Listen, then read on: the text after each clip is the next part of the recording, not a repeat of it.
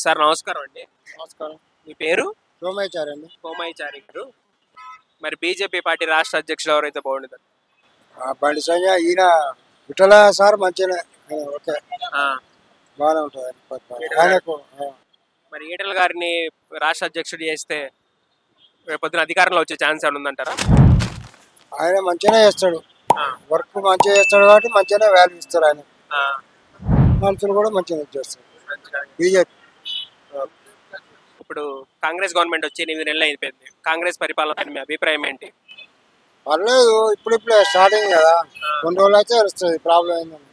ఆ, ఇప్పుడు అంతా అప్పుల పాలు అయి ఉన్నాయి, కొన్ని మరి రోజులు అయితే తెలుస్తుంది. కాంగ్రెస్ కి గట్టి పోటీగా ఫ్యూచర్ లో ఏ పార్టీ నిలబడిద్ది అనుకుంటున్నారు?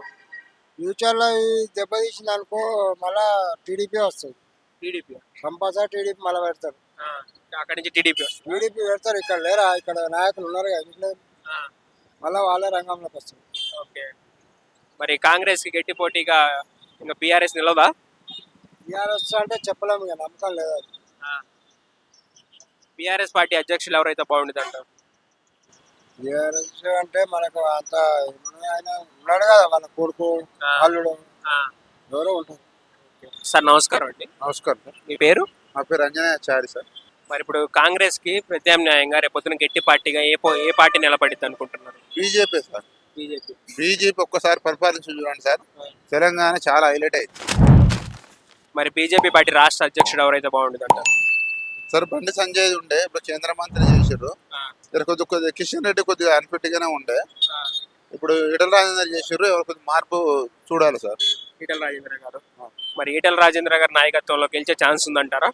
చేస్తారు సార్ ఖచ్చితంగా, కేంద్రం నుంచి నిధులైనా అవన్నీ తీసుకొని వచ్చారు. ఇప్పుడు కాంగ్రెస్ గవర్నమెంట్ వచ్చి 8 నెలలు అయింది కదా, కాంగ్రెస్ పరిపాలన పైన మీ అభిప్రాయం ఏంటి? చాలా చెత్తగా ఉన్నది సార్, ఇంత దరిద్రమైన పరిపాలన అయితే ఎప్పుడు చూడలేదు. అంత కేసీఆర్ ఉన్నప్పుడు ఒక రకంగా ఉన్నది, కానీ ఇప్పుడు మాత్రం చాలా అద్వారంగా ఉన్నది. వచ్చేసారి ఒక బీజేపీ అన్నా వస్తేనే జర ఇంత బాగుపడుతుంది తెలంగాణ రాష్ట్రం, కానీ కాంగ్రెస్ మాత్రం దానంత అద్వారమైన పార్టీ లేదు సార్. ఏం చేస్తలేడు సార్, ఆయన ఏం చేస్తాడు సార్? రైతు బంధు ఇచ్చాడు, ఇక రైతు రుణమాఫీ చేసిండు. అది సంవత్సరానికి 10,000 ఇచ్చేది, అవే 10,000 చేసి రుణమాఫీ చేసిండు. ఏం చేసిండు సార్? నిరుద్యోగ భృతి ఏం చేసిండు? ఉద్యోగాలు ఏమి ఇచ్చిండు? మహిళలకు పింఛన్లు అవి ఇస్తాడు. ఇంతవరకు పింఛన్లే గదిలేవు, నెలకు పడేది. చంద్రబాబు గెలవంగానే ఫస్ట్ నెలనే ఇచ్చిండు సార్ 7,000 రూపాయలు. చాలా ఆంధ్రప్రదేశ్లో మన తెలంగాణ కంటే చాలా ముందు వెళ్ళిపోతుంది, మన చాలా వెనకకి వెళ్ళిపోతుంది. కనుక టీఆర్ఎస్ ఎమ్మెల్యేలు అందరు కొనుక్కొని ఆయన అంది ముందు వద్దన్నాడు, ఇప్పుడు అందరు కొనుక్కొని ఇప్పుడు ఆయన ఏకప్రతి చేసుకొచ్చారు. ఇంకా దోసుకుంటారు సార్, కేసీఆర్ అని ఇంత దోసుకుంటూ సగం తీసుకుంటూ సగం పెట్టుకుంటూ, కానీ ఈ రేవంత్ రెడ్డి మాత్రం మొత్తం దోసుకునే ఉంటాడు సార్. ఒక బీసీని ముఖ్యమంత్రి చేస్తానికి ఏమైంది సార్? రెడ్డిలోది రెడ్డి రాజ్యం వస్తుంది సార్. ఇంకొకటి, రేపొద్దున బీఆర్ఎస్ పార్టీకి బీజేపీలో విలీనం అయిపోద్ది అంటారా? అయ్యే చాలా మీకు ఇంకేమున్నా సార్, ఏం లేదు. ఒక కేసీఆర్ హరీష్ రావు గారు తప్పించి ఎవరు, కేటీఆర్ తప్పించి ఎవరు లేరు. గుంజుకుంటుండు, అది బలవంతం చేసి గుంజుకున్నాడు.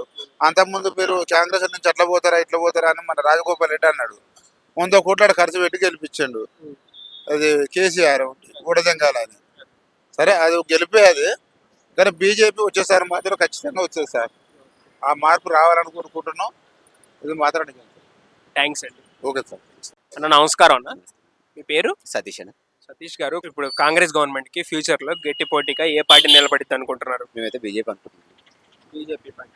బీజేపీ ఎందుకు అనుకుంటే వాళ్ళు ఏంటంటే చూస్తారు, కానీ ఇక్కడే లోకల్లో ఉంటారు, వాళ్ళు చూస్తారు అంటే ఇక్కడ ఉన్నది వాళ్ళు మొత్తం వాళ్ళే.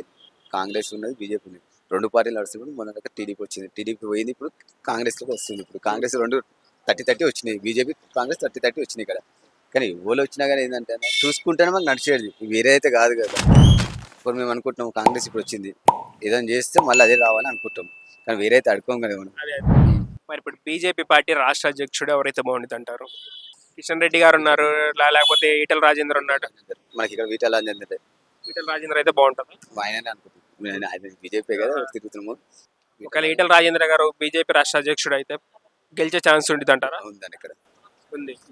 ఇక్కడ ఎందుకు బీజేపీ అయితే ఖచ్చితంగా ఉంది, ఈసారి తగ్గేదే లేదు సార్ బీజేపీ లేదు.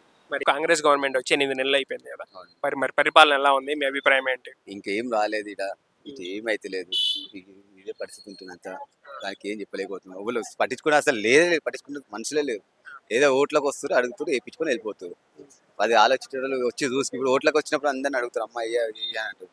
దాని తర్వాత గెలిచినందుకని వాళ్ళు చూసుకోవాలి కదా, మనకు ప్రభుత్వం వచ్చి ఇప్పుడు గెలిచిరు మనం వేయించినాము మనం వేసిరు మన గల్లే ప్రసాద్ ఎట్లుంది మంచిగా చూసుకున్నామా లేదా అని వాళ్ళు రావాలి అడగాలి. ఇప్పుడు మనకు నడుస్తుందా లేదా అని ఎవరు తెలుస్తలేదు, ఎవరు అడుగుతలేరు, ఎవరు అడుగుతలేరు. మరి ఓట్లకు వచ్చినప్పుడు ఏమో ఓట్లు వేయించుకుంటూ చేస్తారు, మిగతాది వచ్చి ఎవరు వచ్చి గెలవంగానే ఎవరు పట్టించుకుని లేదు. బీఆర్ఎస్ పార్టీ పరిస్థితి ఏందంటారు, ఎలా ఉంటుంది? టీఆర్ఎస్ అయితే ఏం లేదు, అయిపోయింది తగ్గింది. ఏంటంటే ఇప్పుడు వాళ్ళు చేస్తే వస్తుంది, చెయ్యంది అయితే రాదు. ఇప్పుడు పబ్లికే చూస్తారు, మనమేం అంటలేదు, పబ్లికే చాలా చూస్తారు. చూసి చూసి ఆగిపోయి ఇట్లా జంప్ అవుతుంది అంతే. మరి ఫ్యూచర్ లో బీఆర్ఎస్ పార్టీ బీజేపీతో పొత్తు పెట్టుకుంటుంది అంటారు? బీజేపీ ఫుల్ అన్న బీజేపీ ఫుల్లే, బీఆర్ఎస్ పార్టీ బీజేపీతో పొత్తు పెట్టుకునే ఛాన్స్ ఉందా? మిక్స్ జంప్ అవుతుంది, జంప్ అవుతారు, ఆల్రెడీ అవుతారు, సగం అయ్యారు, ఇంకా సగం అయితేనే ఉంటారు, మళ్ళీ వచ్చే లోపల అయితేనే ఉంటారు. నేను చెప్పలేము కానీ వచ్చే లోపల అయితేనే ఉంటారు. సగం మంది వచ్చిర్రు, ఇంకా సగం మంది వస్తారు. వస్తున్నారు. ఓకే ఓకే, థ్యాంక్స్ అన్న.